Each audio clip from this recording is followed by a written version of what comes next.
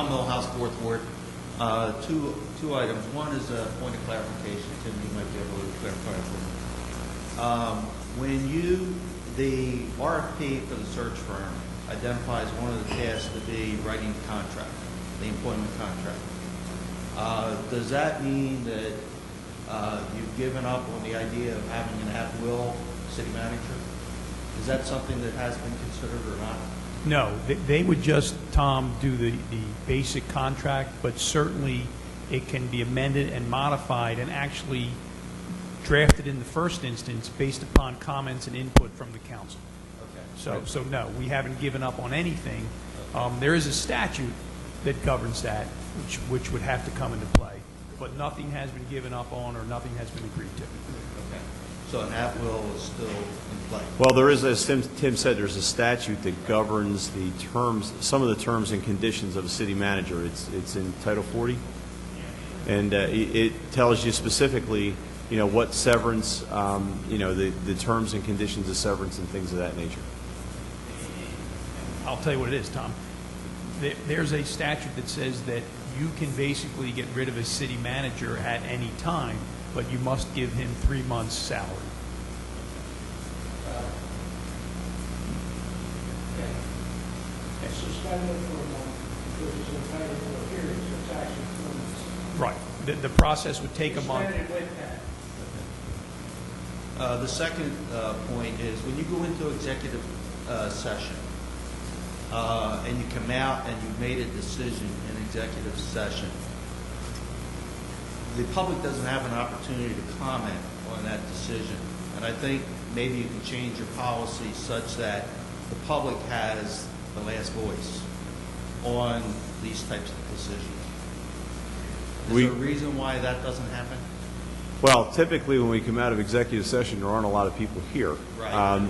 But I was here, but there's public comment during the meeting, and we've talked about this. This council maybe hasn't talked about it as much as we have in the past. When is the appropriate time for public comment? On ordinances that are being adopted, obviously you have a public hearing and then the vote. Some people argue you should have all your public comment at the beginning of the meeting, and then some will argue you should have it at the end of the meeting. After we go into what I do before we go into executive session is I tell people if we anticipate taking action, and then when we come back out, we're going to take action. And I guess your comment is, can someone comment after that action is taken? right. I mean, it's like after the fact. It is after the fact. Right. Yeah. Because I think the reason why the public is here is such that they can see government in action. Right.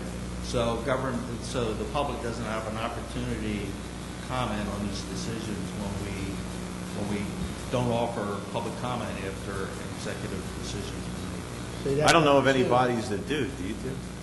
I mean, you do a couple different municipalities. Is there any difference in the? No, there's the municipalities that have an executive session at the end of the meeting. There never is an opportunity to comment until the subsequent meeting. Right. For those that have it in the beginning of the meeting, there is an opportunity to comment. However, then you get complaints that the people who want to come and hear the issues that aren't in executive session have to wait too long when you go back into executive session. So we try to do the best fit. That's the way it's done in most municipalities. And certainly, Tom, I know at the next meeting people can come forward at the public session portion and comment on anything that happened at the prior meeting. Well, the latest example is the buyout contract for the city manager. All right, obviously the decision's been made, and the public hasn't had an opportunity to comment. But you can comment on it now if you like. Well, I don't know what it is. Well, is it? In public, forever, Yeah. people have come in and picked it up. So Oh, it is? Yeah, you can certainly pick up the contract. Mike? It's my understanding that that information will be released until the executive session. Yeah, we did have a month where we didn't have a meeting.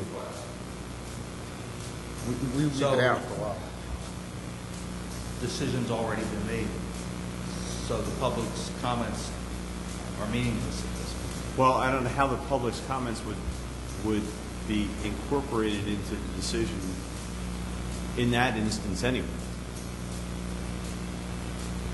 Well, I don't know what it is, so, you know, how much of it was oriented towards being paid towards the end of the term, Right. all right?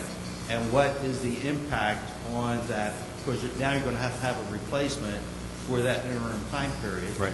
All right? The public should have an opportunity to comment on it. If that indeed is what occurred.